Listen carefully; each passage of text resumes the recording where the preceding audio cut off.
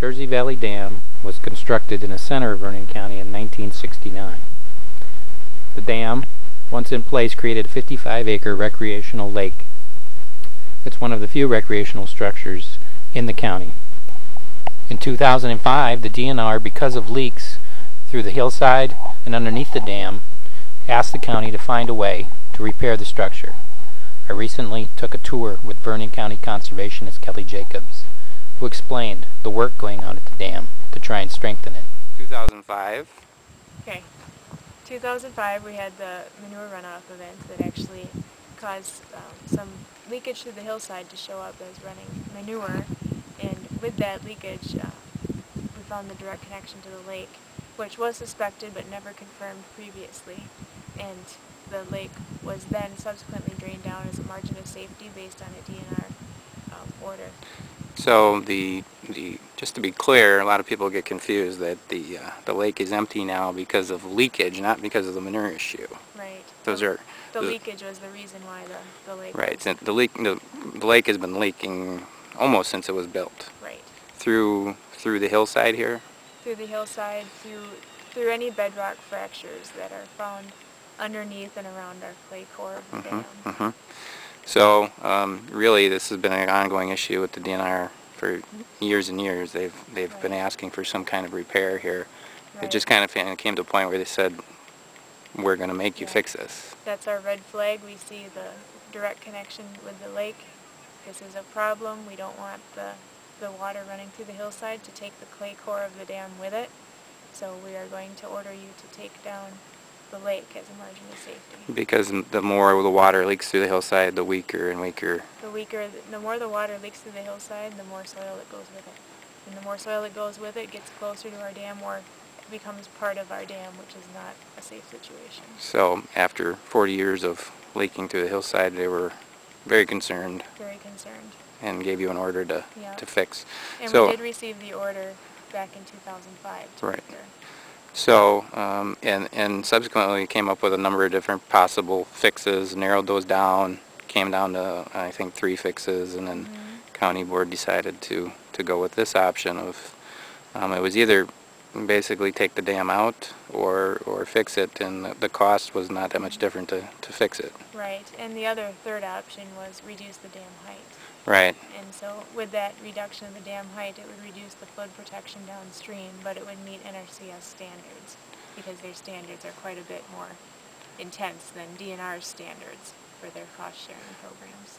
Right, so then once we decided we were going to try and fix this, we did an investigation and spent about $100,000 to have an engineer check exactly how bad the dam was. Right. And upon the suggestion of the engineers, they did want to drill into the right abutment as well as the left abutment. We knew there was a problem in the left abutment, but the right abutment could likely have the same leakage, and we found that it did have similar leakage, not as much as the left abutment, but it did have leakage.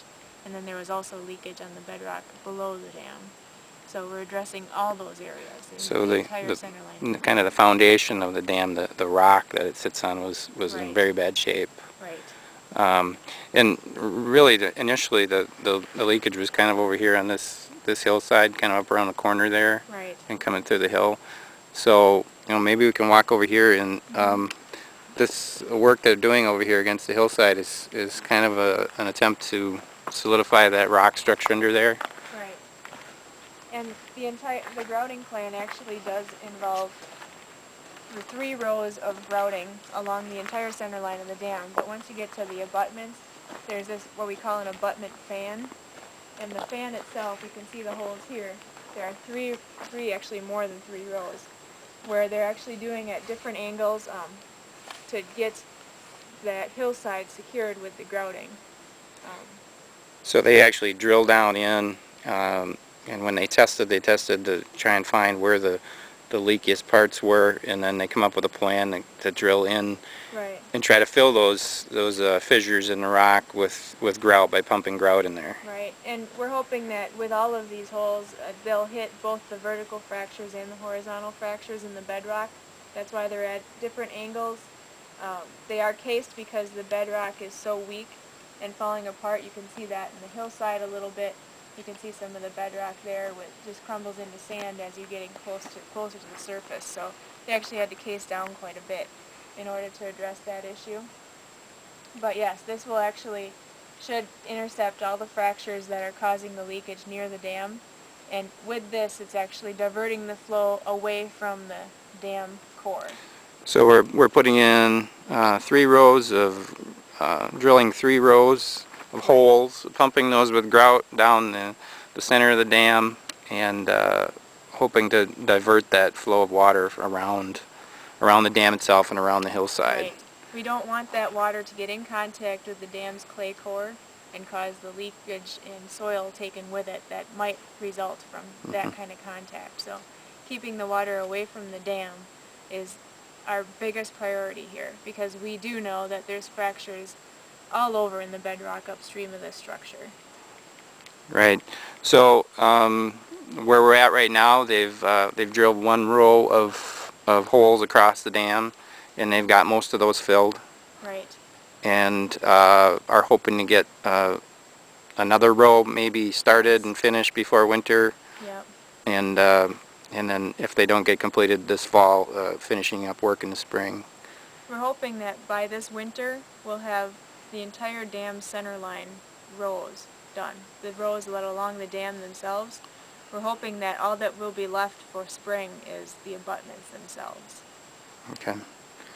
And funding, we've gotten some funding from the state legislature. Lee Nearson was able to secure $500,000 from DNR.